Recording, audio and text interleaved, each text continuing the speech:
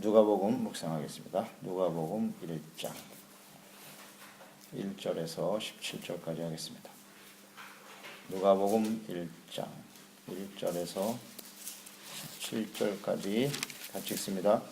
우리 중에 이루어진 사실에 대하여 처음부터 목격자와 말씀에 일꾼된 자들이 전하여 준 그대로 내려올 젖을 하려고 붓을 든 사람이 많은지라 그 모든 일을 근원부터 자세히 미루어 살핀 나도 데오빌로 각하에게 차례대로 써보내는 것이 좋은 줄 알았노니 이는 각하가 알고 있는 바를 더 확실하게 하려 함이로라. 유대 왕 헤롯 때에 아비야 반열에 제사장 한 사람이 있었으니 이름은 사가랴요 그의 아내는 아론의 자손이니 이름은 엘리사벳이라. 이 두 사람이 하나님 앞에 의인이니 주의 모든 계명과 규례대로 흠이 없이 행하더라. 엘리사벳이 잉태를 못함으로 그들에게 자식이 없고 두 사람의 나이가 많더라. 마침 사가랴가 그 반열의 차례대로 하나님 앞에서 제사장의 직무를 행할세 제사장의 전례를 따라 제비를 뽑아 주의 성전에 들어가 분향하고 모든 백성은 그 분향하는 시간에 밖에서 기도하더니 주의 사자가 그에게 나타나 향단 우편에 선지라. 사가랴가 보고 놀라며 무서워하니 천사가 그에게 이르되 사가랴여 무서워하지 말라. 너의 간구함이 들린지라. 네 아내 엘리사벳이 네게 아들을 낳아 주리니 그 이름을 요한이라 하라.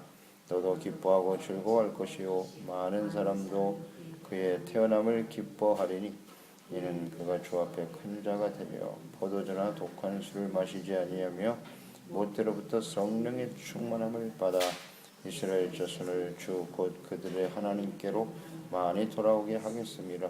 그가 또 엘리야의 심령과 능력으로 주 앞에 먼저 와서 아버지의 마음을 자식에게 거스르는 자들의 의인이 슬기에 돌아오게 하고 주를 위하여 세운 백성을 준비하리라. 아멘. 사실에 기초한 순수한 복음. 누가복음은 헬라 사람인 누가를 통해서 사도행전과 함께 기록이 되었습니다. 이방인이었던 누가가 예수 그리스도에 관한 글을 이렇게 기록할 수 있었던 것은 사도 바울과 함께 동역하면서 예루살렘에서부터 시작된 복음이 어떻게 땅끝까지 전파되었는가를 친히 경험한 사람이기 때문입니다. 그러니까 누가는 유대인도 아니고 이방인이었고 예수님을 친히 배웠던 제자와 사도들과는 다르죠? 다릅니다. 이제 그에게는 자신의 어떤 개인적인 생각이 없고요. 처음부터 되어진 일들을 있는 사실 그대로를 기록하여 남기기를 원했던 거죠. 그래서 유대인이 아닌 이방인이 사실을 기록한 그것이 바로 누가복음이고 사도행전이에요. 사실을 기록한 것이다 하는 것을 굉장히 강조하고 있죠. 그래서 우리 중에 이루어진 사실에 대하여, 이게 사실이란 말이 중요합니다. 사실에 기초해서 기록한 거예요. 개인적인 어떤 의견을, 자신의 주장이나 생각을 기록한 게 아니고 있는 사실을 그대로 기록한 책이다. 그러니까 처음부터 목격한 사람들이 많았다. 사도들이죠. 예수님을 직접 목격한 사람들, 사도들이었을 것이고 또 말씀에 일꾼된 자들이 전하여준 그대로 내력을 저술하려고 있는 그대로라고 되어 있죠. 사실과 있는 그대로를 자기가 전하여 듣고 깨달은 바를 그대로 기록하는 것이다. 이렇게 되어 있습니다. 그러니까 이 복음, 예수 그리스도로 시작된 이 복음이 사실이라는 거예요. 사실에 기초한 것이다 라는 것을 분명히 강조하고 있고요. 또 이러한 내력을 저술하기 위해서 붓을 든 사람이 굉장히 많았다. 그러니까 많은 사람들이 당시에 예수님과 관련된 그 내용들을 기록했을 거라. 그 많은 사실이 기록됐는데 그 중에서 이 누가복음이 성경으로 이렇게 채택이 됐어요. 그러니까 예수님에 대한 글들은 당시에 굉장히 많았을 거예요. 예수님이 워낙 엄청난 파장을 일으켰기 때문에 많은 사람들이 글을 썼는데 그런 글들이 요즘도 이렇게 발견이 되잖아요. 그래서 예수님이 마리아와 무슨 결혼을 하고 자식을 낳고 이 자기 나름대로 쓴 소설들이 굉장히 많다고요. 많아요. 굉장히 많다고 돼 있잖아요. 근데 그것은 사실이라고 볼 수가 없는 거죠. 이 누가는 이방인이에요. 유대인이 아니라고요. 유대인의 편에서 기록한 것이라면 좀 다른 시각으로 볼 수 있겠지만 이 사람은 이방인이고 처음부터 예수를 만난 적도 없어요. 그런데 이 사람이 어떻게 예수를 믿게 되고 그리스도인이 되어서 이것을 사실을 기록할 수 있었는가? 이게 여기에 이제 기초하는 거죠.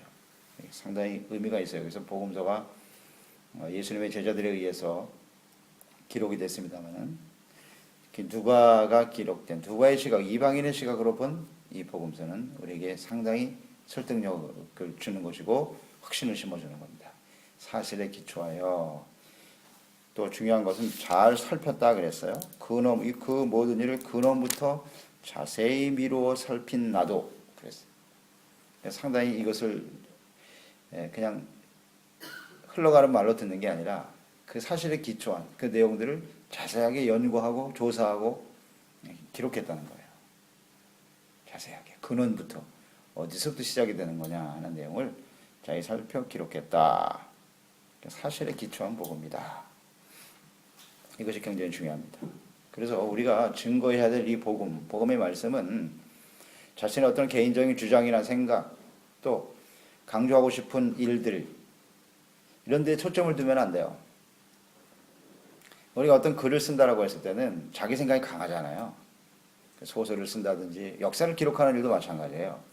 역사도 그 역사를 기록하는 사람이 어떤 시각을 가지고 기록하느냐에 따라서 같은 사건과 내용이 다르게 기록이 될 수 있어요. 그렇죠? 요즘도 일어나는 모든 사실에 대해서 많은 사람들이 다른 시각을 가지고 보잖아요. 얼마든지 그럴 수 있죠. 근데 오늘 이 복음서는 누가를 통해서 기록된 이 복음서는 어떤 자신의 생각과 사견이 들어간 게 아니고 있는 사실 그대로를 기록했다는 거예요. 이게 굉장히 중요해요. 그래서 우리가 성경을 대할 때도요, 자기 나름대로 생각을 가지고 접근하는 경우가 있어요. 나는 축복을 좀 받아야 되겠다. 그래서 축복의 관점으로 자꾸 성경을 보려고 한다거나, 나는 지금 병고침을 받아야 돼. 거기에 대해서 자꾸 집중해서 보게 되고, 그러니까 세속적인 어떤 자신의 필요를 가지고 성경을 대하는 경우도 있고, 성경을 잘못하면 이 선입견을 가지고 왜곡된 모습으로 대할 수가 있단 말이죠. 그래서 이단이 나오는 거예요. 같은 성경을 가지고도 자신들의 생각이나 주장을 앞세워서 성경을 이해하려고 하다 보니까 거기서 이단이 나오고 잘못된 모습들이 나오게 되는 거예요. 그래서 우리는 이 복음이라고 하는 것은 사실 그대로 있는 그대로를 받아들일 줄 알아야 돼요. 성경을. 자기 생각을 가지고 보면 안 돼요. 그래서 예수 그리스도에 관해서 사실 그대로를 우리가 알고 깨닫고 증거하는 사람이 되어야 되겠습니다. 우리가 이제 내가 만난 예수님에 대한 이야기를 많이 하는데요. 물론 우리가 개인적으로 예수님을 만나야 되죠. 예수님을 만나야 되지만 내가 만난 예수님, 내가 하는 예수님이 아니라 사실을 얘기해야 돼요. 성경에 말씀하고 계시는 예수 그리스도, 성경에 나타난 하나님, 그 하나님이 언제나 초점이 되어야 합니다. 무슨 의미인지 아시겠죠? 사실에 기초하지 아니한, 성경에 기초하지 아니한 어떤 나의 생각이 거기 들어가면 안 된다는 거예요. 나만의 하나님이 아니잖아요. 모든 사람의 하나님이 되시지만 그 하나님이 또 나를 만나주셨다는 사실이 굉장히 중요하겠습니다만은, 그러나 자기 주장을 너무 앞세우거나 자기 생각을 앞세워서는 안 된다. 이게 복음입니다. 그래서 이 누가복음 우리에게 상당히 중요한 내용을 가르쳐주고 있는 거예요. 사실, 순수한 그대로 하나님의 말씀을 받아야 된다. 그게 복음이다. 다음 4절에 보면 기록 목적이 나와 있죠. 데오빌로 각하에게 차례대로 써보내는 것이 좋은 줄 알았다 그랬고요. 이는 각하가 알고 있는 바를 더 확실하게 하려 함이로라. 이게 기록 목적이에요. 알고 있는 바를 더 확실하게 하기 위해서 기록된 책이 누가복음입니다. 이 데오빌로라고 하는 사람이 예수님에 대한 소식을 들어 알고 있었다고요. 알고 있었는데 그 안다는 것이 단편적인 지식일 수 있고 때로는 왜곡된 지식일 수도 있고, 그래서 이것을 좀 확실하게, 더 확실하게 하기 위해서 내가 이 자세히 살핀 모든 일들을 사실에 기초해서 순서대로 차례대로 잘 기록하여 보낸다는 뜻이에요. 그러니까 당시에도 예수님에 대해서 들은 사람이 많아요. 그런데 잘못 전하여 들은 일들이 굉장히 많죠. 그러니까 유대인들 중에도 바리새인들이 있는가 하면 사두개인들이 있었어요. 사두개인들은 역시 제사장 계층 아니겠습니까? 그런데 사두개인들과 바리새인들의 결정적인 차이가 뭐예요? 부활을 믿느냐 안 믿느냐. 사두개인들은 부활을 안 믿었어요. 예수님의 부활에 대해 그 사실이거든요. 사실인데도 불구하고 사두개인들은 예수님의 부활을 믿지 않습니다. 인정하지 않아요. 이런 일들이 벌어지는 거예요. 그러니까 예수님을 모르는 바는 아닌데 자신들의 생각에 따라서 어떤 중요한 사실에 대해서 자꾸 이렇게 왜곡되는 일들이 벌어지더라는 거지. 이게 문제예요. 또 영지주의자들이요. 당시에 영지주의가 판을 치고 있었으니까. 특히 이제 누가는 헬라 사람 아닙니까? 헬라 사람들에게 가장 중요한 생각들이 사상이 바로 영지주의, 이원론이거든요. 그러니까 이 영지주의자들은 영과 육이 이렇게 분리돼서 생각하는 거예요. 그러니까 성육신에 대해서 이걸 이해를 안 하는 거예요. 사실인데도 불구하고 어떻게 신이 사람의 몸을 가질 수 있느냐. 신과 사람은 다르다. 그러니까 안 믿는 거예요. 예수님의 이 성육신을 안 믿어요. 이게 잘못된 편협한 지식을 가질 수 있다는 거죠. 그러니까 이것을 바로잡기 위해서 더 확실하게 알게 하기 위해서 기록된 것이 누가복음입니다. 그러니까 우리가 누가복음서 이 복음서를 대하면 우리가 알고 있는 바를 더 확실하게 알 수 있게 되는 거예요. 확실하게 분명하고 사실에 기초한 순수한 복음을 믿고 따르는 사람들이 되어야 하겠습니다. 요즘 비진리가 난무하지 않습니까? 예, 요새 뭐 과거에 2000년 전에 새로운 무슨 문서가 발견됐다. 그렇게 뉴스에 간혹 뜹니다. 그러면 그런 걸 보면 또 예수 믿는 사람들이 또 흔들려. 야, 이거 어떻게 된 거야? 이거 예수님이 정말 이게 결혼한 거 맞나? 무슨 이상한 이야기만 나오면 흔들리는 거예요. 이거 왜? 제대로 모르기 때문에 그래요. 제대로 몰라요. 성경에 기록된 이 말씀이 사실입니다. 이것이 진리예요. 다른 것은 다 비진리라고. 수많은 글들이 있지만 그게 진리냐 비진리냐. 그 기준이 바로 성경 말씀이 되어야 한다는 사실. 누가복음이 굉장히 중요한 내용을 담고 있잖아요. 사실에 기초해서. 우리가 알고 있는 바를 더 확실하게. 유대인이 아닌 이방인의 입장에서. 예수 그리스도의 탄생과 그 모든 과정을 그분이 왜 그리스도의 하나님의 아들이신가 이것을 그대로 기록하겠다는 거죠. 그래서 이 성경 말씀 우리가 좀 잘 대하면 여기서 더 확실한 믿음을 갖게 되는 거죠. 아주 흔들림 없는 확신을 가지고 주님을 섬기게 되는 것입니다.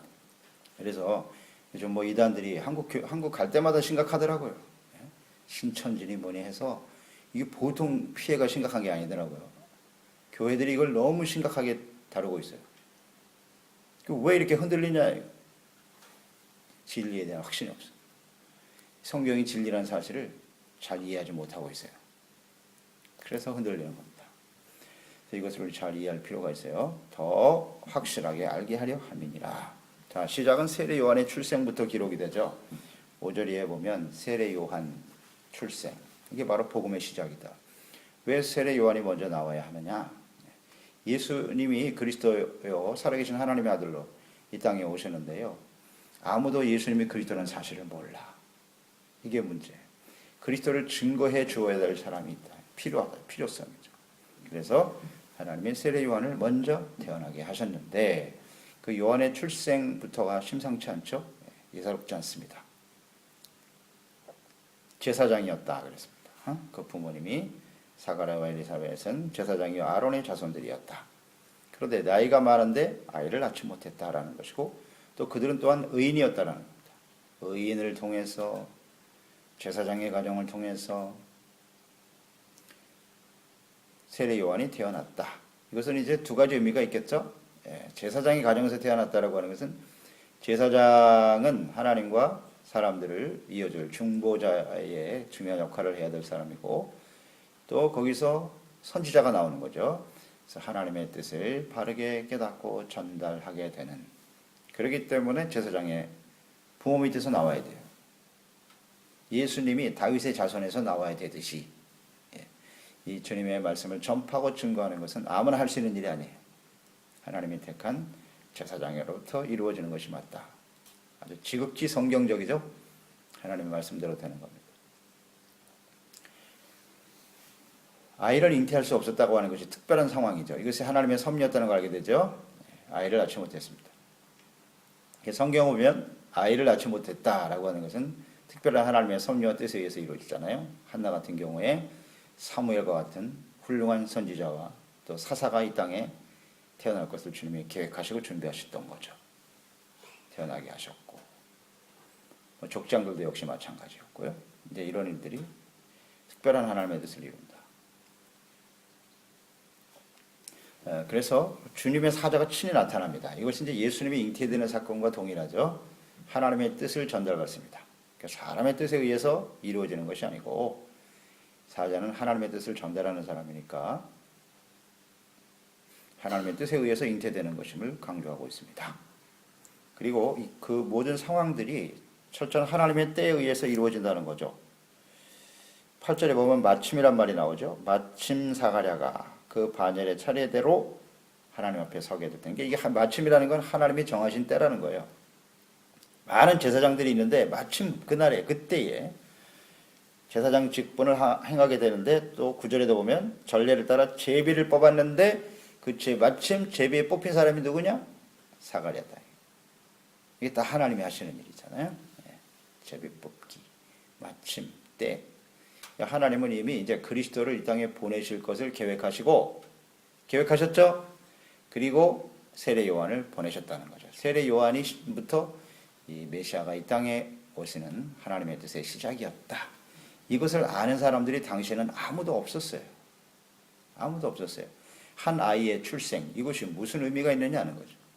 수많은 아이들이 태어나는데 세례 요한의 출생이 무슨 의미를 갖게 되느냐. 바로 이런 거죠. 그래서 하나님께서 계획하시고 뜻하신 바에 의해서 이 땅에 태어나게 될 것이다. 그때 이제 분향하는 시간에 성전에 들어가서 기도할 때 주님께서 만나 주신 거죠. 주의 천사를 보내사. 그러니까 하나님은 하나님의 성전에서 주의 사자들을 보내 하나님의 말씀과 뜻을 알게 하십니다. 아주 중요한 사실이죠. 그래서 우리가 개인적으로 하나님의 말씀을 묵상하면서 주님의 은혜를 깨닫게 되고, 또 하나님의 성전에서 예배드리고 주님의 말씀을 들으면서 하나님의 뜻을 분별하고 깨닫게 되는 것이죠. 주님은 이런 과정을 거쳐서 하나님의 뜻을 전달했습니다. 그러니까 사가랴가 주의 사자를 보고 놀랬다 그랬어요.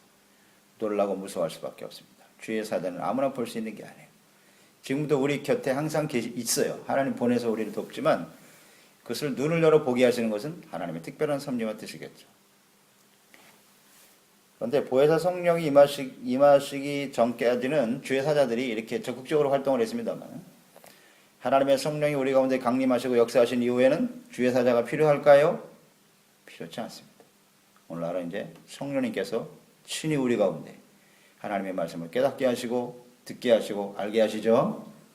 오늘날도 주의 사자 천사를 보고 싶다, 그런 특별한 경우에는 보여주시겠으나 그럴 필요가 없어요.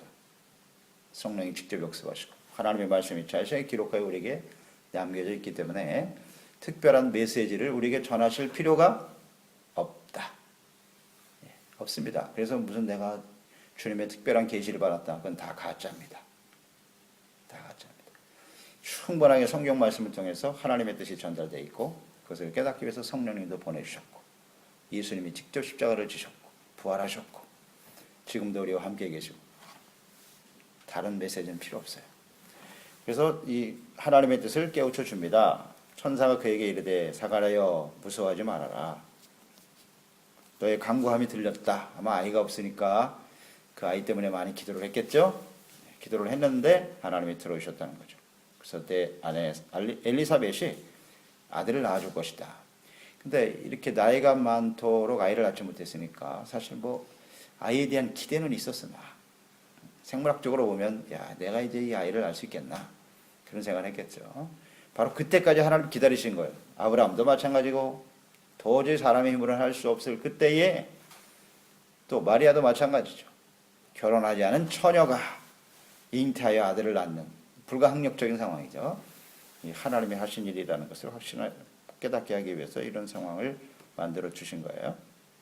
그래서 아들을 낳아줄 건데 이름까지도 하나님 정하셨어요. 요한이라고 하라. 이 요한이 바로 기쁨이거든요. 기쁨과 즐거움.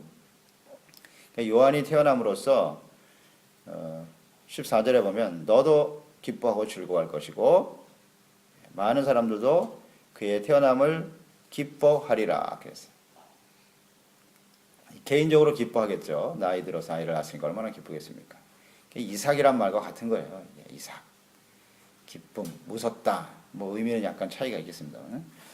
자기 자신에게 기쁨이 되고 또 중요한 것은 모든 사람들이 그의 태어남을 기뻐하리라. 그 기뻐하는 이유가 뭐냐는 거죠. 기쁨의 이유가 무엇인가? 그 앞에 15절에 잘 기록되어 있죠. 자, 우리가 아이가 태어났다. 우리가 인생의 땅에 태어난다라고 하는 굉장히 큰 기쁨이죠. 기쁨을 줍니다. 부모에게 기쁨을 주고 주변의 모든 사람들에게 기쁨을 주더라.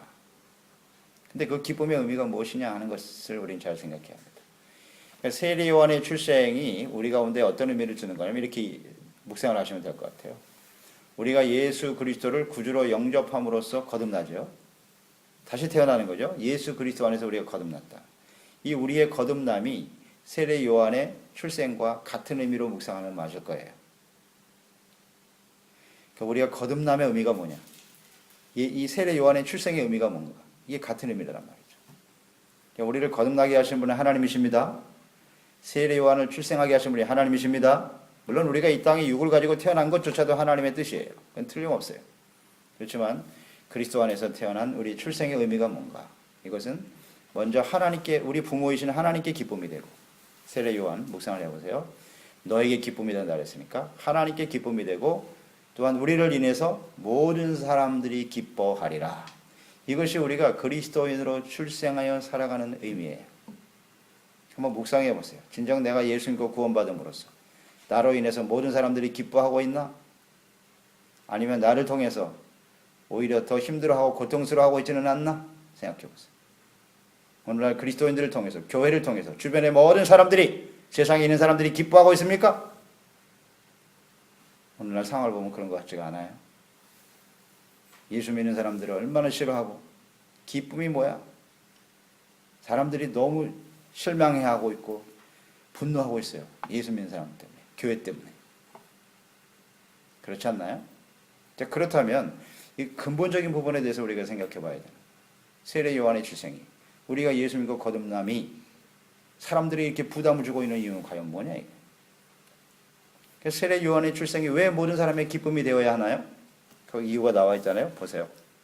그는 주님 앞에 큰 자가 될 것이고 나시린으로 태어날 것이다. 나시린이다 그랬어요. 나시린은 하나님 앞에 온전히 바쳐진 사람들이에요.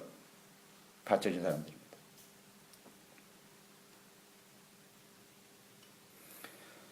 주님께서도 이 땅에 여자가 난 자식 중에서, 사람들 중에서 가장 큰 자가 세례 요한이라고 증거하셨어요. 증명하셨어요. 예수님이. 그렇게 말씀하셨습니다. 큰 자인 건 틀림없습니다. 그리고 나시린이라고 하는 건 바쳐졌다 이거죠. 하나님 앞에 세속화되지 않는 거룩하게 구별된 사람이다. 그래서 모든 사람들이 기뻐하게 된다는 거죠. 그러나 오늘 그리스도인이 되는 모습이 어떠냐는 거죠. 정말 하나님께 바쳐진 사람들인가? 세속적이고 세상과 타협하고 세상의 욕심에 찌들어버린, 이건 나시린이라고 볼 수가 없어요. 거룩하고 구별된 하나님의 성도라고 말할 수가 없을 정도로 부끄럽죠. 우리의 모습이. 세상 사람의 눈으로 봐도 아주 추한 모습들이 드러나니까 세상 사람들의 기쁨이 될 수가 없더라는 거죠. 다시 우리는 주님을 위해서 거룩하게 구별된 사람들이기 때문에 잘 생각해야 되고요. 그 다음 모태에서부터 성령이 충만하기 때문이다. 성령 충만하다. 하나님의 성령을 부어주셨어요. 어려서부터. 하나님의 성령을 부어주심은 하나님의 특별한 사명과 뜻을 이루기 위함이죠. 기름 부으심입니다. 성령 충만은 그 사명으로 이어지는 거예요. 우리 그리스도인들이 성령 충만하지 못하면 예수님의 제자로서 주어진 사명을 잘 감당할 수가 없어요. 오직 성령이 너에게 임하시면 너희가 권능을 받고 땅 끝까지 이르러 내 증인이 되리라. 왜 성령 충만함을 주셨다고요? 증인 되게 하시려고. 무슨 증인? 예수님이 그리스도라는 사실을 깨닫고 증거하기 위해서 성령을 모태에서부터 충만케 해주십니다.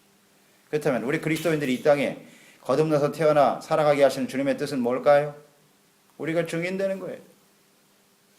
예수 그리스도의 증인이 돼야 돼. 그래서 성령을 부어주십니다. 성령 충만하지 못하면 증인이 될 수 없어요. 그러면 모든 사람을 기쁘게 할 수가 없어요. 성령 충만하지 못하면. 증인으로서의 삶을 살지 못한다면 그런 의미가 되겠고요. 그리고 이스라엘 자손들을 그들이 하나님께로 돌아오게 하는 거죠. 이래서 사람들이 기뻐하는 거예요. 하나님을 떠나버린 죄로 인해서 죽어가는 수많은 영혼들을 이제 하나님께로 돌아오게 하는 거죠. 이스라엘 자손은 하나님이 택한 백성입니다. 하나님이 택한 백성들을 하나님께로 돌아오게 한다. 이게 하나님을 떠나 있었다고요. 세례 요한이 예수님이 오실 그 당시에 모든 사람들이 하나님을 떠나 있었어요. 죄악 가운데 살았다는 거예요. 그래서 하나님이 돌아오게 하기 때문에 기쁨이 되는 거예요. 기쁨이 되는 거예요. 우리 교회와 또 우리가 거듭났다라고 하는 의미는 뭐냐? 우리를 통해서 수많은 사람들이 그리스도께로 돌아오고 하나님께로 돌아오게 하는 일. 그래서 모든 사람에게 기쁨이 되고 소망이 되는 것입니다. 네.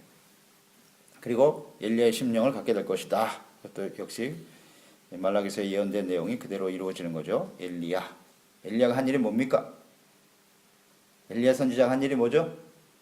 핵심이 뭐예요? 갈멜산 제단에서 불이 떨어졌잖아요. 그때 뭐라 그랬어요? 무슨 기도를 했습니까? 하나님이여 나를 통해서 행하는 모든 일이 하나님이 하시는 일인 것을 증거하게 하시고 또 수많은 잡신을 따라가는 저 하나님의 백성들이 여호와 그가 참 하나님이라는 사실을 알게 하여 주옵소서. 엘리야가 한 일이 그 일이에요. 그래서 하늘을 닫고 비가 쏟아지지 않고 또 그 기도하니 또 비가 내려오게 하고 이다 하나님이 하신 일이다. 그래서 바알과 아세라를 섬기고 있던 그들이 하나님 참 하나님을 알고 하나님께로 돌아오게 하기 위해서. 그게 엘리야예요. 그러니까 엘리야의 심령과 능력이라는 건 바로 그런 겁니다. 수많은 사람들을 하나님께로 돌아오게 하는 일이에요. 오늘 예수 그리스도 안에서 우리가 거듭나서 하나님의 자녀로 살아간다. 하나님 우리에게 능력을 주신다. 그 능력이라는 것이 영적인 능력을 포함해서 우리의 삶에 많은 사람들에게 영향력을 미치는 그런 능력을 우리에게 주실 거예요. 그것이 재능이고 은사가 될 수 있고 때로는 그게 하나님의 경제적인 능력이 될 수도 있고 다양한 모습으로 우리에게 능력을 주실 터인데 그 능력이 어디에 초점을 맞춰야 되냐. 많은 사람들을 하나님께로 돌아오게 하는 그것이 진정 주님을 기쁘시게 하는 이고 많은 사람들을 기쁨으로 이끌어가는 길인 줄 믿습니다. 근데 그렇지 못하잖아요. 엘리야의 심정으로. 여기 우리는 생각을 잘 맞춰야 돼요. 주님께로 돌아오게 한다. 그래서 그 17절에 아버지의 마음을 자식에게 전하는 거예요. 우리 아버지가 이 자식들에 대한 마음이 어떠한지 또 거스르는 자들에게 어떤 것이 참된 지혜인가 이런 것을 잘 깨닫고 돌이키게 하기 위해서 하나님께서 세례 요한을 이 땅에 태어나게 하셨고 예수 그리스도 안에서 우리를 태어나게 하신 줄 믿습니다. 아멘입니다. 이거 잘 묵상해야 돼요. 또 세운 백성들을 위하여 주를 위하여 이게 주를 위하여입니다. 주를 위하여 세운 거기에 우리는 딱 밑줄을 쳐야 돼요. 주를 위해서예요. 주를 위해서. 나 자신을 위해서가 아니라 주를 위하여 세운 백성들을 준비하리라. 아멘. 그러니까 예수님이 이 땅에 오실 것인데 그 주님을 위해서 그 주님을 영접하고 구원받을 사람들을 잘 준비시키기 위해서 오셨다.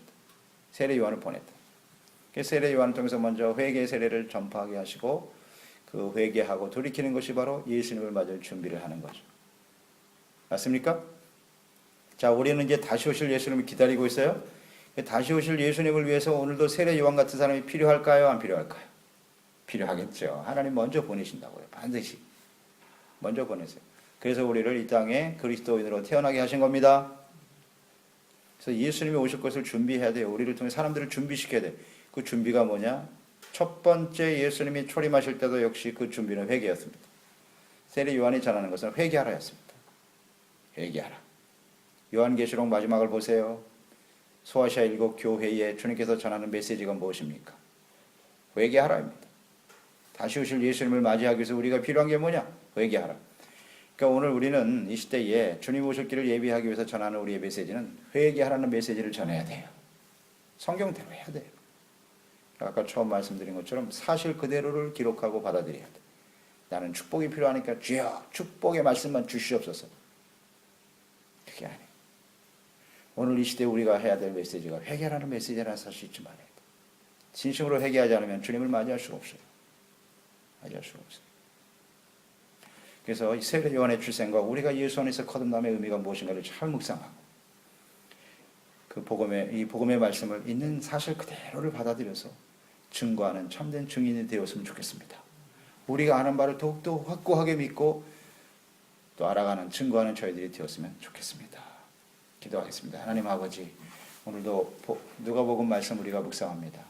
이 복음서 말씀을 기록하여 우리에게 남기신 것은 예수 그리스도 그분이 하나님이시고 하나님의 아들이시고 또 그리스도이심을 우리가 믿게 하는 겁니다. 그 사실을 믿고 더 확실하게 하기 위해서 기록하셨다 그랬는데요.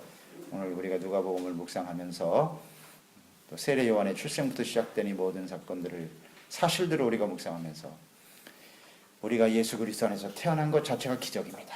세례 요한의 출생이 기적인 것처럼 예수님의 이 땅의 탄생이 기적인 것처럼 예수 그리스도 안에서 이방인인 우리가 그리스도를 알고 하나님을 알고 하나님의 자녀로 태어나는 것 자체가 기적입니다. 우리의 출생의 의미는 무엇일까? 그 출생에 담겨진 하나님의 뜻은 무엇일까? 오늘 말씀을 잘 묵상하며 깨닫게 해주심을 감사합니다. 그래서 이 시대에 다시 오실 주님을 위해서 준비하는 모든 사람들을 하나님께로 그리스도께로 인도하는 일을 위해서 쓰임받는 저희들의 삶이 되게 하여 주시옵소서.